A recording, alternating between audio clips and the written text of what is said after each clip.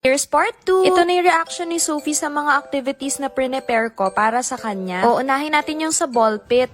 Want to go inside?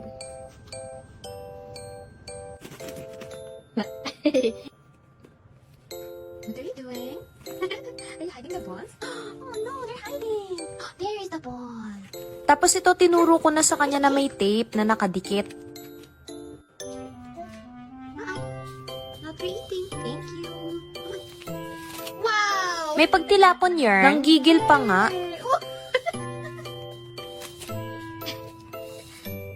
Oh, you did it! Next naman natin is yung nasa tray.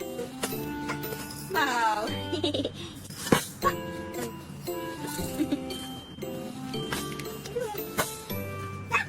Maya-maya pinakita ko na sa kanya na may activity kami later. Nakatingin lang siya. So after kumain, naghugas lang siya, tapos diretso na kami We're dun. gonna go paint, okay? You sit down on your chair. Okay. Yeah, okay. Ooh. Hala na shock ata si Little Donya. Swish, swish, swish, swish. Siyempre, nung una wala talaga siyang idea kung paano to ginagawa at paano mag-paint. Pero pag ginaid naman natin sila ng maayos, makukuha din nila. Mas maganda din na hayaan natin sila mag-explore. At syempre, wag pipilitin. Pero ito kaka-explore na distract siya doon sa mga hairpin niya. Maya-maya napabalik ko na din siya sa activity namin na painting. At ito na nga masyado nga nag-enjoy. Buti na lang talaga at mess-free painting ang ginawa namin. Kung di baka puro paint na yung mukha namin. Parang Bonaki. Batang may laban. Char! Maya-maya ito na linyahan niya.